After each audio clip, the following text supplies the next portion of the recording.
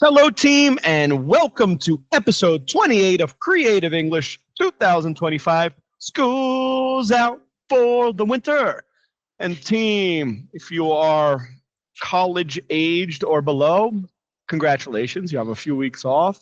If you are older than that, I am sorry. You just have to deal with the nostalgia of not having these weeks off. And if you are parents, I'm double sorry because the kids might be, expression of the week, driving you crazy at home. And team, I don't know about you, but I have some great memories from this time of the year. When I lived in the United States, I used to be here in Brazil, and that's when my friends would have a couple weeks off. I'm old. It used to be 4 weeks and 3 weeks, and now it's just 2. And I remember later on when I moved to Brazil, it was still a great time of the year. Whether it's high school or college, just a few weeks off. So it's a nostalgic time. I do love the cold. Now, team, besides that, we will be talking about one grammar point, used to. Simple, but you can't make mistakes. And I will show you exactly where the problem lies. If you need any help on your presentations for next week, you can let me know. And we have a little game, $15 July vacation, that we will play right now. So let's see what we've got. This was my drawing, my unicorn. Well, actually, she explains to me that 2 of them are unicorns and 1 of them is not, but they have been looking at me all week. And team, your winter vacation story. Your winter vacation. So I'm using used to in 3 different ways to kind of test how you react to them, starting with, what did you used to do on your winter vacation? Bonus points if you can tell me where this D is. Number 2, is this the way kids are used to spending their vacations nowadays? And number 3, have you gotten used to the cold already? These are the 3 uses of used to. Number 1, by itself. Number 2, with to be and either a thing or the ing. And it's kind of like number 2's cousin, get. So let's see how we can use them. Number 1, used to plus base form of the verb. I used to do something, and you can almost hear, and I don't anymore. I used to live in New York. I don't anymore. I used to be on a swim team. I am not on a swim team anymore. I used to eat fish. I don't eat fish anymore. So all of these things, you don't need to say the not anymore, but you hear them. And it's important for you not to mix up number 1 with number 2 when you are speaking. Because if you say kind of like, I'm used to live, the person will understand that you are used to living, that you are accustomed to living. And that's our second use. To be. I put it in the present, does not have to be. I was used to, I will be used to. But the most common is the present. And you can either use the ing form right here, or you can use the thing. So I have a student. She lives in England. And I asked her if she was used to eating beans in the morning. She said no. I know it's weird, like beans on the bread, like butter. But you could say that she is used to eating with the ing, or she is used to beans, the thing. Both of them are fine. Be careful just with this ing sound and the to be so that you don't mix them up with here. If I say I used to living, they will hear number 2. If I say I'm used to live, they might think that you meant number 2. The same way that if you say I used to living, meaning number 1, they might understand the second. All right. Number 3, I don't hear my students using this much, but if I am used to waking, I'm used to working, I'm used to doing is something that you are accustomed to.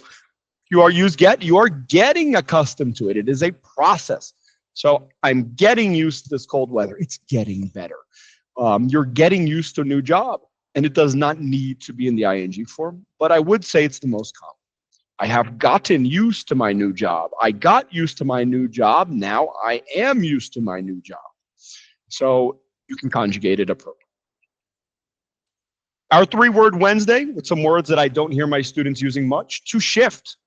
It's kind of like to move, to change, but with a slighter degree. Shift just a little bit instead of a big move. So I think it's a good word to have in your repertoire. Number 2, cozy. It's a cool word. I don't hear my students using it. And I know it's supposed to be warm, comfortable, and pleasant, but if you are renting a house on Airbnb, be aware that it probably means small. Yes, good marketing by the realtors. And number 3, our transition word or transition phrase. from this point on, from that point on, from now on, from today on, from whatever it is on. What's most important is the from together with the on. So you're saying it was like this until this point, and then it is like this after this point. I think it's a good transition to have in your arsenal. Our question of the week, this was a really good one. I heard some good answers. Would you become a hardcore fan of the sports team you hate the most for 1 million highs? And I heard emphatic answers in both directions. I heard people saying for much less. I heard people saying absolutely not. So I thought this was a good question for some English practice. You know somebody who's a sports fan, you can ask them, you can adapt the 1 million to whatever is appropriate, whatever you think will cause the best practice.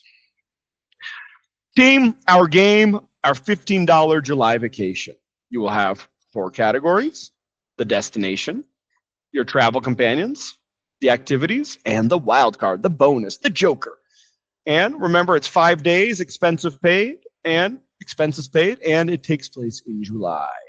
Starting with your destination.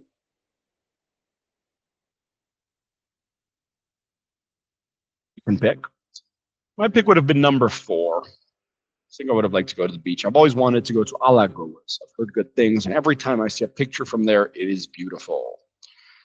Your travel companions? I'd probably pick 3. I have little kids. Makes sense. You. This was clear. The people with little kids, they pick little kids. The people without little kids are like, no, get them away from me. And I will say bonus points for the Farm Rio team. More than one person there said that they would invite their coworkers and bosses. So the company is doing something right. Congratulations. Number 3, your activities. Yeah, it's this one if you want to drive the kids crazy. This, I don't know. Maybe I'm not a person of culture, but every time I go to a museum after like 5-10 minutes, what am I doing here? So I like to take lease, but I am not museum folk. Let me see. How much do I have? 4 plus 3, 7. I have 8. I like this one, but I'm going to go with the rooftop party with the famous DJ.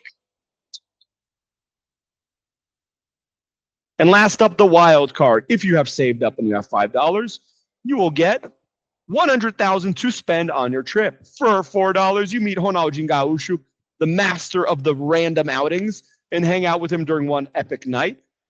And for $3, you get stuck in the airport for one day, but it does have Wi-Fi. Number 2, it rains 90% of the time. And number 1, you lose all your luggage and phone on the way there, and you do not have travel insurance, so it's gone.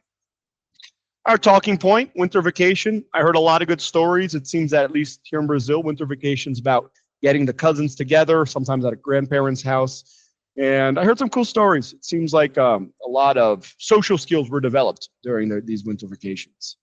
Where would you like to be right now? I'll take that beach option. I'll take the beach. What's an activity that's only fun in the cold? Eating stew. I have been depositing large amounts of money in Verde Mar's pocket because of their stews, and Liam loves it, so makes it an easy choice. And some other questions. Team, last up, your presentation. Arrive prepared or suffer the consequences. You prepare a little bit, and what I mean by that, 5-10 minutes, just thinking about what you want to say, it will be better. Team, that's it. I'm excited for next week, and I can't wait to see you all in class. Have a good one.